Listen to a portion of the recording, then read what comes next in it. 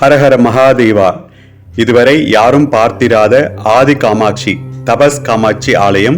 இந்த காணொளியை முழுசா பாருங்க, அம்பாளுடைய தரிசனமும் அருளும் பெறுங்க. நாம இன்னைக்கு கிரிவல பாதையில் இருக்கக்கூடிய தபஸ் காமாட்சி ஆலயத்தில் இருக்கோம். இதுதான் கோவிலுடைய உட்புற பிரகாரம். மூலஸ்தானத்துக்கு வெளியில வலதுபுறம் விநாயகர் பெருமானும், இடதுபுறத்துல முருகப்பெருமான் வள்ளி தேவியனோட காட்சி அளிக்கிறார். வலதுபுறத்திலே விநாயகர் பெருமான் பக்கத்துல ஸ்ரீ பைரவர் சன்னிதானம். இப்ப நம்ம கோவிலை பிரதட்சணமா பார்க்க போறோம். பைரவர் சன்னிதானத்துல இருந்து நம்ம வெளியில வந்தா கோயிலை பிரதட்சணம் வர வழியில இந்த கோவிலுடைய ஸ்தல புராணத்தை அழகா ஓவியமாக வரைந்து ஒவ்வொரு ஓவியத்தை பற்றியும் அதன் மீது எழுதி வைத்திருக்காங்க. ஆகவே பக்தர்கள் இந்த கோவிலை வலம் வரும்போதே இந்த படங்கள் எல்லாத்தையும் பார்த்து இந்த கோவிலுடைய ஸ்தல புராணத்தை பற்றி நம்ம தெரிஞ்சுக்கலாம். கோவிலுடைய ஸ்தல புராணம் ஓவியங்களை பார்த்துட்டு நம்ம இந்த பக்கம் வந்தோம்னா அம்பாளுடைய சன்னிதானம் மூலஸ்தானத்துக்கு வலதுபுறத்தில் சிவபெருமானுடைய சன்னிதானம் இருக்குது. சிவபெருமானுடைய பெயர் ஏகாம்பரேஸ்வரர். ரொம்ப அழகாக இந்த ஆலயத்தை நிர்மாணிச்சிருக்காங்க. அப்படியே பின்னாடி பார்த்தீங்கன்னாக்கா அண்ணாமலையாருடைய மலை ஏகாம்பரேஸ்வரர்.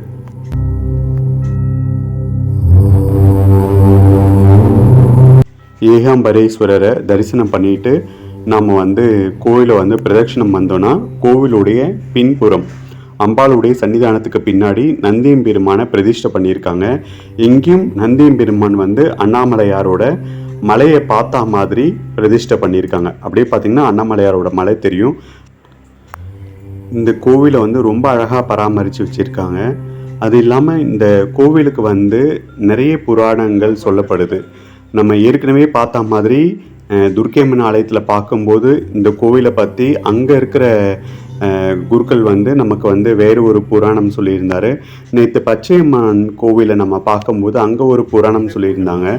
ஆனால் இங்கே வரும்போது இங்கே இருக்கிற குருக்கள் இந்த கோவிலை பற்றி சொல்கிறது முற்றிலுமே நமக்கு வித்தியாசமாக தெரிந்தாலும், ஆனால் இந்த கோவிலோட அம்பாளை பார்க்கும்போது இங்கே இருக்கக்கூடிய அமைப்புகள்லாம் பார்க்கும்போது இவங்க சொல்கிறது நமக்கு ரொம்ப சரியாக இருக்கும் அப்படின்னு தோணுது. இந்த கோவிலுடைய புராணம் இங்கே இருக்கக்கூடிய குருக்கள் எனக்கு சொன்னது. நம்ம ஏற்கனவே துர்க்கை அம்மன் ஆலயம் பார்த்தோம்.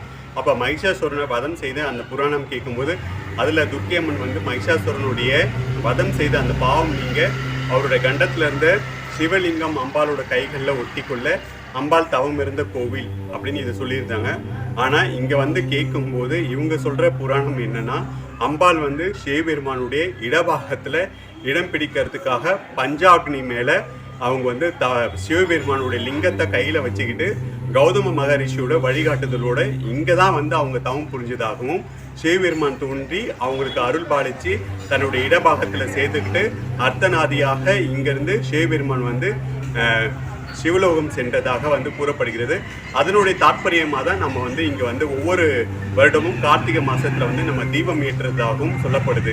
நம்ம ஏற்கனவே பார்த்த பச்சையம்மனுடைய புராணத்தில் அம்பாள் அங்கிருந்து இடபாகத்தில் சிவபெருமானோட சேர்றதுக்காக தவம் இருந்ததாக சொல்லப்பட்டது.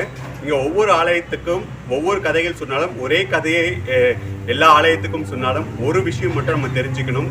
இந்த புராணத்திலிருந்து அம்பாள் சிவபெருமானுடைய இடபாகத்தில் இடம் பிடிக்கிறதுக்காக தவம் இருந்து சிவபெருமானுடைய இடபாகத்தில் இடம் பிடித்து அர்த்தநாதியாக ஜோதியாக இங்கிருந்து கைலாயம் சென்றது அப்படின்றது நிதர்சனமான உண்மை. சிவபெருமான் லிங்கமாக முதல்ல காட்சியளித்து லிங்கம் தோன்றிய இடம் திருவண்ணாமலை. ஆகவே நம்ம கிரிவலம் வரும்போது இங்கே இருக்கக்கூடிய ஆலயங்களில் நம்ம தரிசனம் பண்ணுறதோடு மட்டும் இல்லாமல் இங்கே அம்பாள் பஞ்சாக்னி மேலே சிவலிங்கத்தை கையில் வச்சுக்கிட்டு அவங்க தவம் புரியுறாங்க. தவம் புரிஞ்சு சிவபெருமான் கிட்ட அவங்க அருள் பெற்ற மாதிரி ஒவ்வொரு மனிதனும் இங்கே தியானம் செய்யும்போது வாழ்க்கையில் அவங்களுக்கு தேவையான அத்தனை நலன்களும் கிடைக்கிறதோடு மட்டுமல்லாமல் நம்மளை போல சன்னியாசிகள் சாதுக்கள் இங்கே தியானம் செய்யும்போது சிவசக்தியோடைய அருள் பெற்று நமக்கு மோட்சம் முக்தி என்பது நிச்சயம். இதுவரை யாரும் பார்த்திராத அம்பாளின் தரிசனம். ஆதி காமாட்சி தபஸ் காமாட்சி கௌதம மகரிஷி அம்பாள் சிவபெருமானோடு அர்த்தநாதியாக இணைவதற்கு வழிகாட்டியவர். அம்பாள் கைகளில் சிவலிங்கத்தோடு பஞ்சாக்னியில் தவம் செய்கிறார்.